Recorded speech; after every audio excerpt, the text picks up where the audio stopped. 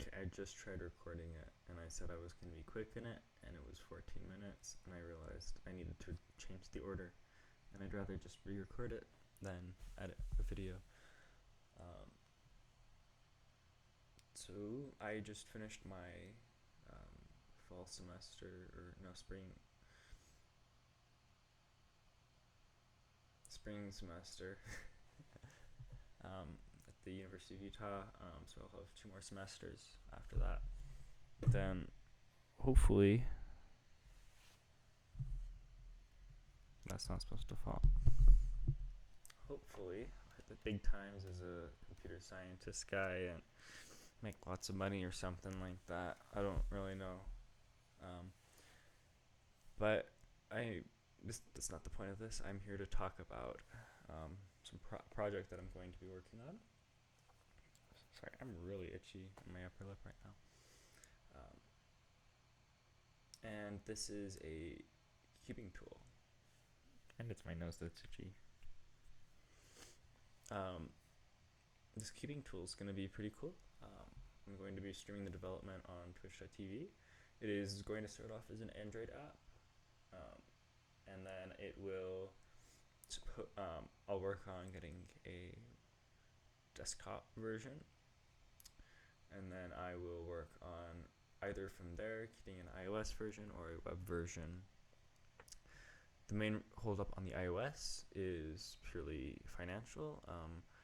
iOS requires a $100 a year license to put anything on their app store. And if I'm being 100% honest, I'm not going to sink $100 into something and a lot of work into something to put it on iOS, unless there's a good reason to do it. I'll touch up on this later. What this app is a multi-purpose cubing trainer. In the development, since I will be streaming it on Twitch, and I will want to use the cubing game, I guess that's what it's, Rubik's Cube game is what you put it under, because I'd like to get feedback while I'm doing this from other cubers, seeing what they'd like. It's going to start off as a PBL trainer purely, because it's something that I can also stream myself doing some cubing content with the testing, and just using the app in general. Then I will, from there, expand it. I don't know if I will give it like another static thing as like OBL. Are there lines on my eyes right now? I did not get enough sleep. I should have, but I didn't.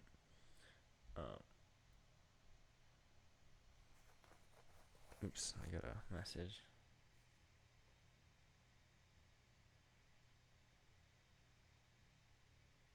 Okay.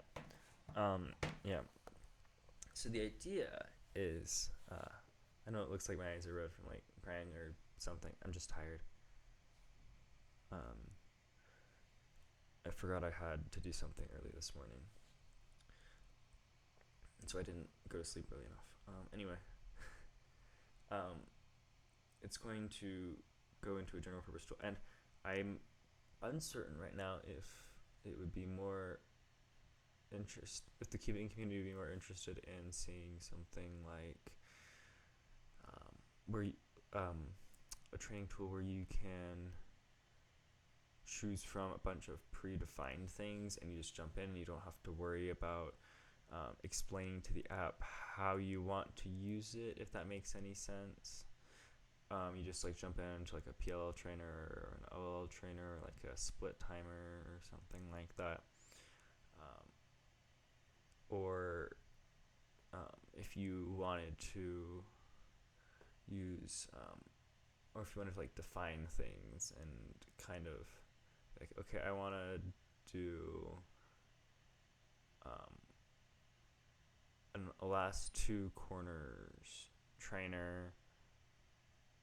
No, not corner. Last 2 centers trainer on like 7x7, and then you define like what that is to the app. I don't know how hard that would be, or if maybe people want a hybrid, like ESP1, F12, PLL, ZBLL, like all those trainers, and stuff like that. Now, this app is, since it's a mobile, like I decided I specifically wanted a mobile thing because I know that a lot of people, like especially when this pandemic is over, um, a lot of people might be like at school or at lunch or something. Well, like at lunch, not in class in school, but like at school during lunch or something like that. And you'll just want to get your phone out and like practice ALGs or something. Like you keep out and practice ALGs, and your phone's what you have on you. You're not bringing a desktop around. And native Android support is going to be much better than developing something for the web, on top of the fact that my university does not teach. Well, they teach one web class that everyone says not to take. So that's where I'm at. So I don't know how to do web stuff yet, but to possibly avoid the $100 iOS license, I might eventually do it on web instead. That'll just make things easier for putting it on iOS, basically. So that order is, so why put it on desktop before iOS? Well, the simple thing is, this is something that I can probably do pretty quickly if I have it already developed for Android.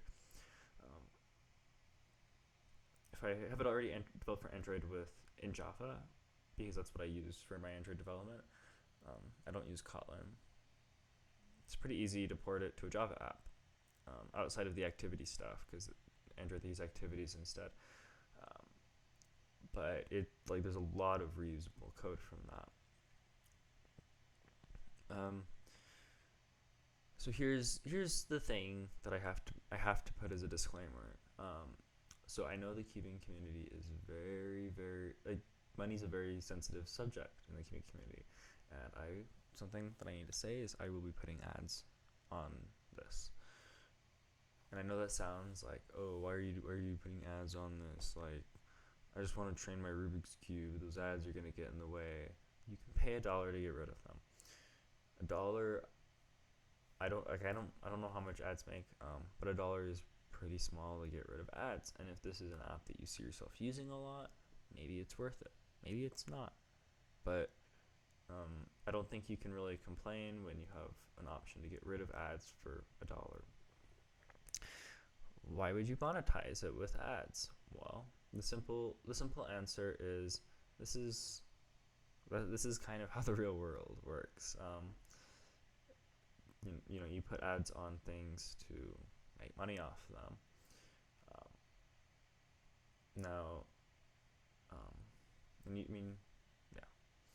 You see this all the time. I know with a lot of cubing channels are sponsored by Cube stores, and their deals are more like they'll receive something from the Cube store, and it's much smaller than getting maybe like a Raid Shadow Legend sponsorship that you see on a lot of your favorite YouTube content that's not cubing. The point is, generally cubing content gets worse sponsors in terms of actual money. Now obviously I don't know any of the deals are like, but that's generally the case. A lot of cubing stores are able to just entice people with my hair's kind of not good right now. Entice people with free cubes or discounted cubes or whatever. And yeah, the real world largely runs more on monetization like this. Additionally, it's so that I can afford the $100 a year license for development of the iOS app. Because like I said before, I don't want to spend $100 of my own money so that people with a phone that I feel is inferior can use it. Granted, I know a lot of people don't feel that way, but iPhones, and that's fine if you don't feel the same way and you want to use an iPhone, that's fine. So that will be happening. Now, even if I do make like $100, it may not be actually worth it to put it on iOS. I know for one, it's $100 a year. So if I don't think I can continually get that, there's no reason to put it on iOS. Yes, understanding that it will obviously open up more ad revenue by putting it on iOS.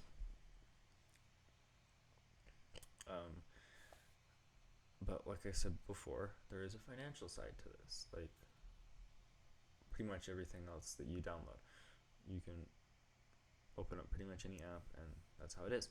We get lucky with keeping content that there are not ads on a lot of cubing content, and that the people that are doing cubing content are generally doing it for puzzles or something much smaller.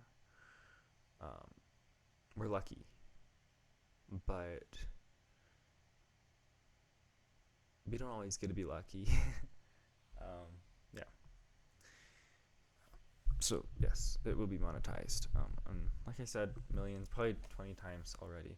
I know the cubing community has a certain feeling about money, and it has gotten better. People have become more accepting of it, and I believe part of that has to do with like the RedBull collaborations, because there's money involved. I guess I'll take the rest of the time to kind of call people out on these inconsistencies, and obviously, I'm not necessarily calling specific people out, but more of the cubing community's conflicted views. That's what I mean. People were really upset about how Worlds had a smaller prize pool than Nats. It was a pretty small prize pool from what I remember. At the same time, people have the very strong opinion that you should not be paid for enjoying a fun hobby. And obviously, if the whole world went by that, you would have a lot less entertainment on TV. Think about all the sports people that are paid like obscene amounts for a hobby. Obviously, at some point, it becomes more than a hobby because of the money. But yeah, you know, I don't think people can complain about prizes being too small when that's the opinion. I also think that the cubing community needs to basically allow organizers to make money again. Basically, for those of you that don't know, there used to not be a thing called the Code of Ethics. The Code of Ethics was implemented, and it explicitly prevented organizers from making money off of Rubik's Cube competitions. Before that was implemented, there was nothing saying you couldn't, and a lot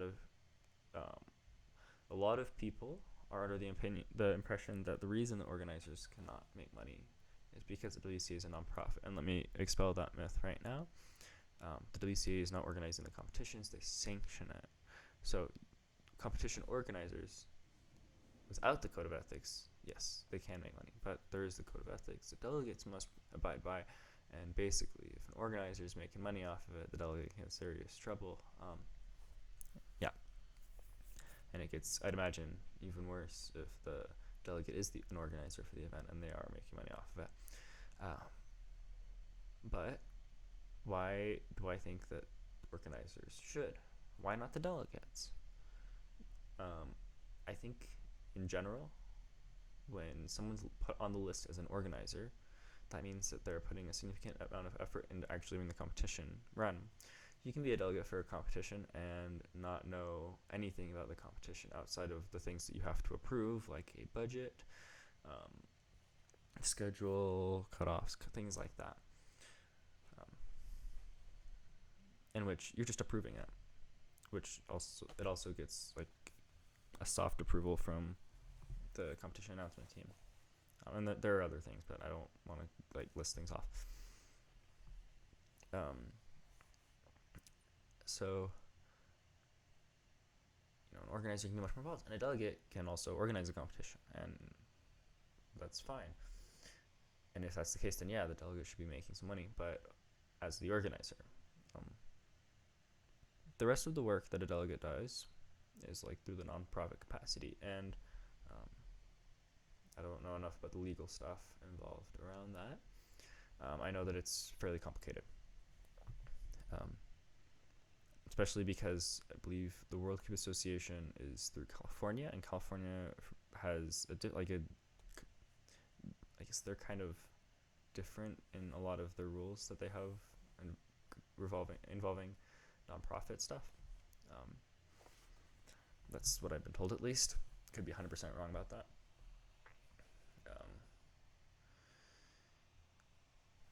So yeah, the organizers on a competition per competition basis can be more involved with that specific competition. I think allowing them to keep extra funds, not necessarily all of it, would push them to make comps bigger,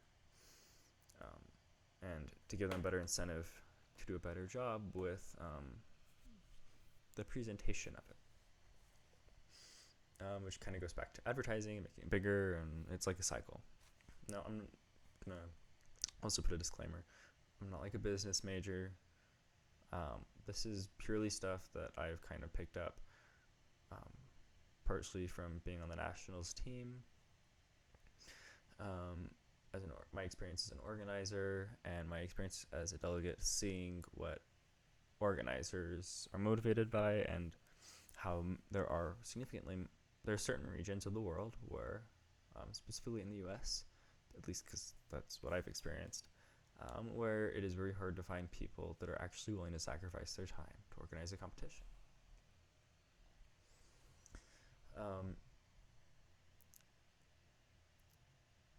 There are certain places, I'm not going to name them or call them out, where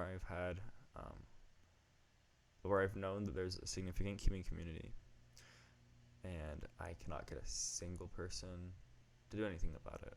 Since then, there has been at least one organizer that has stepped up, and that's really not enough to be able to fully nurture that community.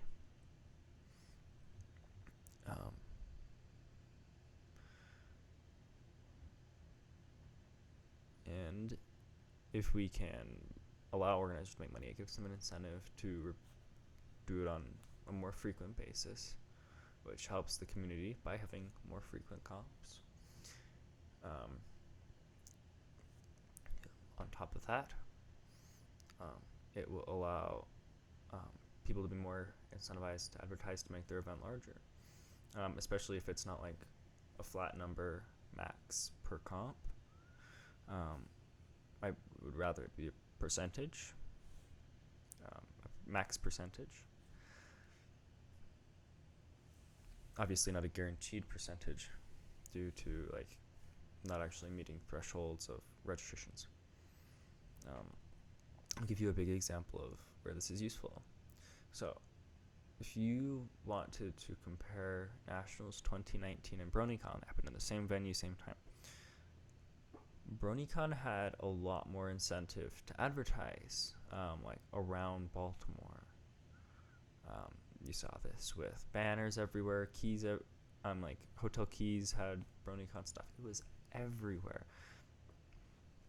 And I guarantee you got people going in, checking it out, seeing what's it like, and they just kind of they got either looked it up beforehand. Maybe it got some more people into going to BronyCon, and maybe it got more people just to show up and buy their pass and spectate. Now in the queuing community, you have to know how to solve a queue to compete. So if there was enough advanced advertisement, people could theoretically learn how to do it. But I think that there's right now, and a lot of people would agree with me on this, it's lacking a spectating it's lacking a spectating element. And so it would be beneficial for organizers to make it more spectator friendly and get more people watching, and it would make, over time, people spectating, more people would join, and these events can be a lot larger. That being said, advertising isn't free. Advertising in this capacity, my eyes are so red. I'm sorry. I'm just really tired. Advertising in this capacity, that I'm proposing competition organizers would be doing, is very expensive.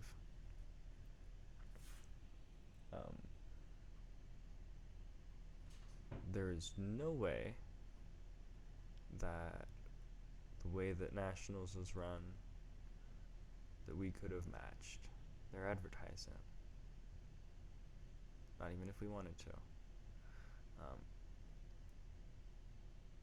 Now, obviously, that's kind of different. Cubing USA is a nonprofit, the entity organizing it. That being said, the specific nature of it, I believe, does not require people make money off of it for that specific event. But in order to be able to allow an event like Nationals to have the income, to have that option to advertise, cubing itself has to become much larger with a lot more advertising. I know that it's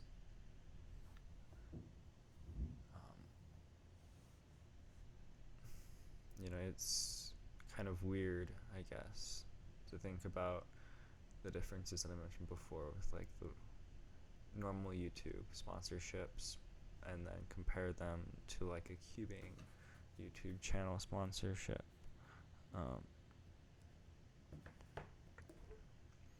But I also know that a lot of it comes from who's being sponsored and what they need. A lot of times it's these younger kids without jobs that are getting these sponsorships, and all they want is they want the cubes and maybe help traveling to large competitions, and their parents don't know. They're like, oh yeah, no, it's fine, it's all fine, I'm not gonna like get any legal stuff involved, or I'm not gonna try to push harder for this. And the kids don't push harder because they're happy with what they've got, which is fine. I'm glad that they're happy about that, but I also don't think they know that they could be getting more. I don't know how I got to that from the national stuff. With Nationals, I don't know if I'm at liberty to discuss the numbers of how much advertising was, if we were to have done that and to try to make everything bigger. But I also don't remember the numbers, so I feel like I can give a guesstimate as proportionally compared to what we paid. Maybe, I don't know. Trying to figure out on the fly what I can probably say. It's significantly more. I can tell you right now that the people that we booked the event through thought they were going to be getting more services out of us and more money out of us, based on interactions.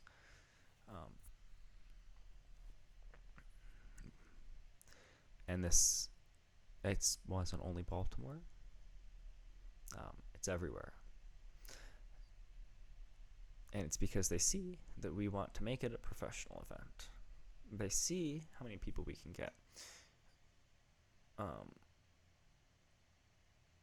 Because, our attendance, it's, while obviously not as big as something like, the NBA or even something like BronyCon,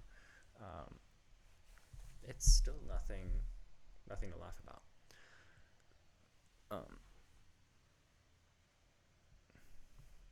Now, I know that cubing, in itself is a relatively inexpensive hobby, and that it allows for more people to get in.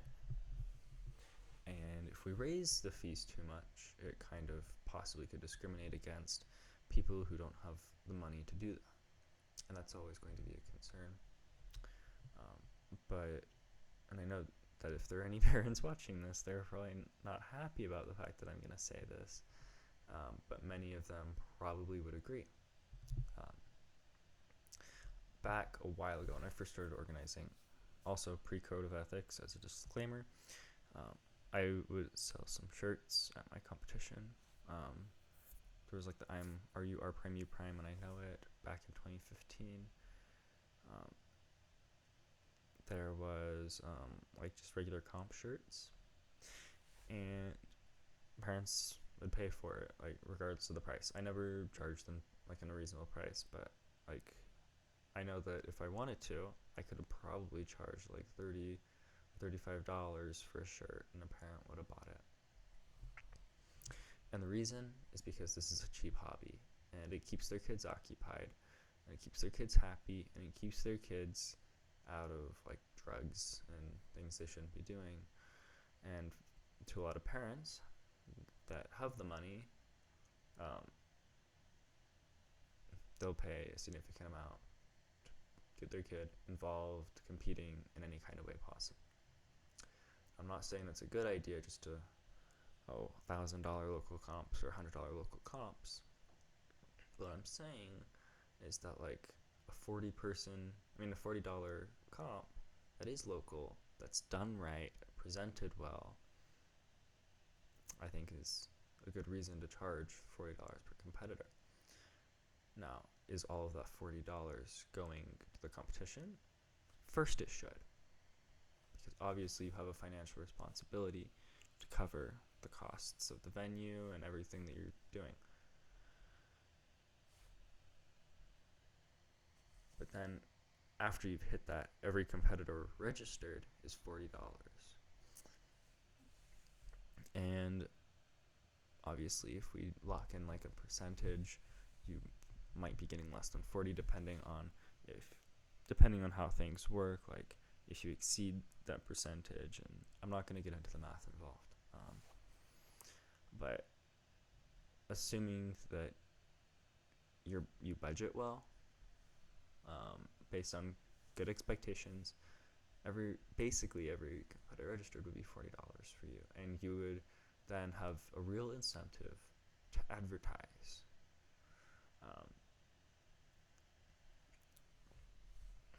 And like I said, something like nationals, we would have loved to have advertised. We would have loved to have put everything around, but the problem is that cubing itself hasn't become big enough for us to do that. And they also, our competitors would be upset if like we charged 200 or 300, and I think also a lot of people organizing it wouldn't want to do that unless like the precedent for prices for comps went up. And that's another thing to consider. Large comp prices, if we did go the route of raising prices, would go up, and that's just a side effect. But I personally think it's a necessary side effect, due to being able to afford better advertising. Speed stacks, while I'm not going to give my personal opinions on them, I will say was very smart with their advertising. Their product was on TV, and it got into pretty much every elementary school around the U.S. That is not something you can say about the WCA. And obviously, the WCA is not selling a product. The WCA isn't selling anything themselves. And I haven't looked into it enough to know if that's the best way to do it. For now, I think it's fine the way it is in that regard.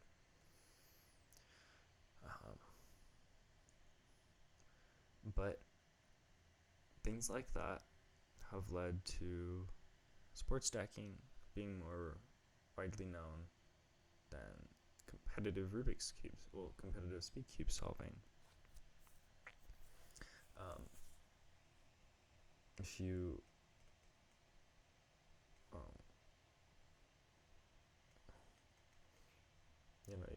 a while ago, because there was nothing on ESPN, you could have seen sports stacking on ESPN. Keeping has not been on ESPN because we have never tried to push our advertising. Oops, like that. Not even once. To my knowledge. It's possible that, for the first few worlds, it might have been. I know that growing up, I never saw any advertisements. Um, that doesn't mean that there weren't any, but it means that it didn't reach me as someone part of that demographic that they might want to reach. More speed stacking obviously did. I think everyone saw their commercials. And oftentimes, whenever I've had a few news interviews, they ask, "So how do you time it?" And I'm able to say, "Oh, do you remember this, like the cup stacking commercials?" And they're like, "Yeah." So we use their timers. I'm like, "Oh, okay." And they understand that.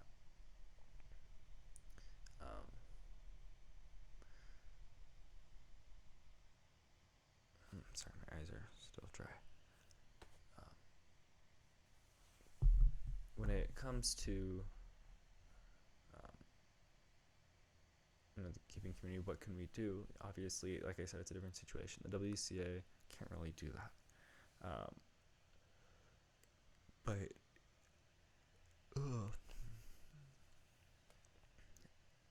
and due to the legal nature of like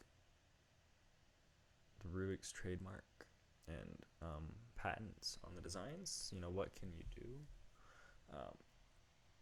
outside of maybe have like local nonprofits like Cubing USA, or I don't know what the UK version of that is, and if they're even nonprofit, I don't remember, and stuff like that. Where your local cube organizations should be, possibly using excess funds from competitions to put into advertising. And if you don't have those, or if your competition isn't being run through them, you have an incentive as an organizer to put that money into advertising.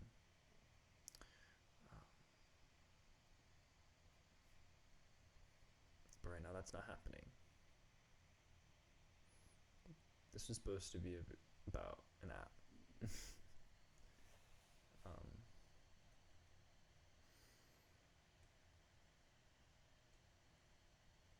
Yeah, there will be ads, and that's how it'll be. Feel free to use an ad blocker if a web version's made.